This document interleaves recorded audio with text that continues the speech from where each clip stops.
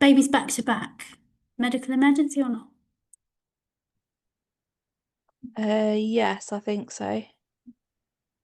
Good question. This is one of my favorite subjects. I feel like we need to do a module just on this. A back-to-back baby, and I've included in your workbook a really good demo with a pelvis and a baby so you can actually see what back-to-back looks like. A back-to-back baby is when the presenting part of the head should be this part here, but it's actually this part here.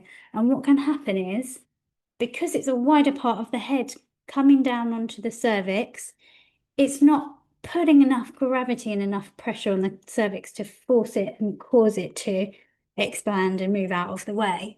So what can happen, what that can feel like is pain in the back because of where the baby's head is on our coccyx and on the inside of our spine.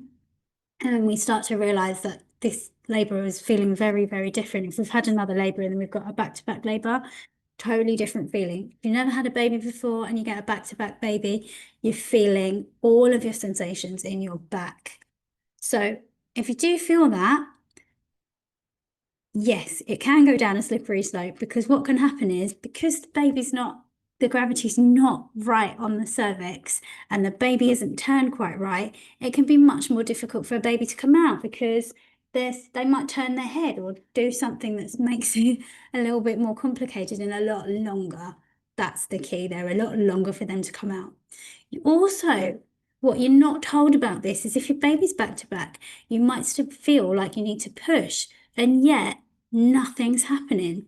So when I meet a mum who's having back-to-back labour, she's got her hand on her spine and she's growling but really early on in labour, because she feels that urge to push because of the different sensation of where the baby's head is. What is the answer? The answer is positioning. Please, please, please, if you get any of those symptoms, if you get feeling of pain in your back every time you get a contraction or a surge, but the contractions and surges get regular and then stop, and then get regular and then stop. So it's like a start-stop labor, but you're feeling the need to push. Like if any of those things happen, get yourself lying on your side, watch the video that's in your notebook and do the side lying release. Game changer. Try this before you try anything else. Do a side lying release, get yourself upright and do it again because that baby needs to turn.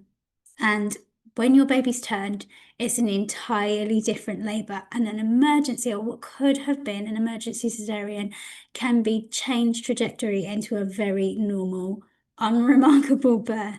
So please, please, please try out your side lying release, try out your Miles circuit, move your body if you start feeling any of those. And I don't know why we're not all told this, because this is like, it's so common to have a baby back to back. It just hasn't turned yet. It just hasn't spun into the right position yet. So we need gravity on our cervix.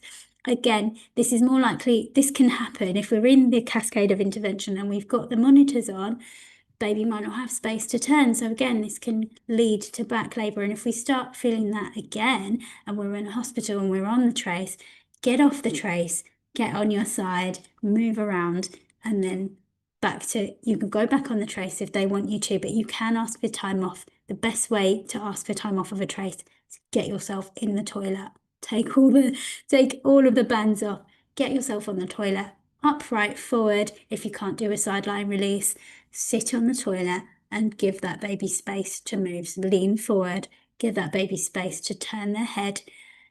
You could change that back-to-back labour into a straightforward labour. So that's my gospel on that.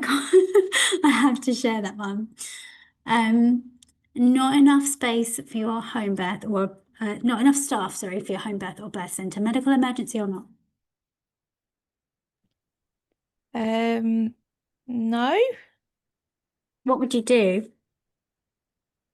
I mean, is that likely to happen? I don't understand why that would be. It's quite a thing, especially for home birth mums, to get told in labour, like to call up in labour, only to be told, oh, we don't have the staff, so you'll have to come in. Oh, And right. Okay. yeah, and the same with the birth centre. You arrive at the hospital and you say, I've booked a birth centre birth.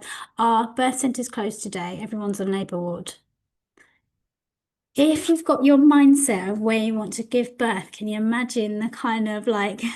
headspace that that could put you into, or headspin that that could put you into? Is it an emergency? No, it's not. Can you stick to your guns? Absolutely. Do you have to move? No. What happens if you're at home and they say there's no staff, or there's two things, we're going to cover this in the story at the end, but two things you can do. You can call paramedics who will come and take over if you cannot move. Say you're like in the middle of Tesco's and you've gone into labour, that's not going to happen. It's like ridiculously unlikely, but say it did, paramedics could come and they could help you with the birth of your baby. So failing that, if you can't move, or if you're in the car on the way and you can't move, somebody can come to you. But a good way to prevent this happening is to call early in labour and say, I think I'm in labour. I need you to make sure that the home birth staff are ready, or the birth centre staff are ready. I don't need care yet, but I think things have started. So it's just giving them a heads up, and then there's no room for last minute excuses as to why you can't birth where you want to birth. Okay, waters are broken, but contractions haven't started. Emergency or no emergency? Not an emergency. Good call. There's no reason for contractions to start immediately when waters have broken. You can call the hospital and tell them that your waters are broken, but nothing else is happening, and they will just note it down. They'll probably give you a time by which they were hoping that you will have started contracting. Normally you will. Like normally it's just not going to be an issue. But do the things, have a look at the mile circuit, do the things that you would do to get labour moving, because once the waters are broken, it's a good sign that everything's going in the right direction.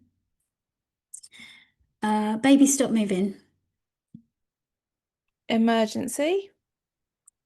Yeah, I would say get that checked. It is quite normal for babies to sleep a lot leading up to birth and make us question, like, is baby okay? But we always have an instinct. If you feel like baby's not moving enough, just go and get it checked. As always, just even if it's just peace of mind, go and get it checked. You will go on a trace. It won't be comfortable, but at least you'll feel better knowing that baby's okay. And losing your mucus plug, emergency or no emergency? Not an emergency. Again, yeah, it's all a normal part of everything just moving down. So, and as I said, you might see some streaks of blood with a mucus plug. If you get, not everybody sees that at all, but you might. And again, that just means that everything's moving down, so not a concern.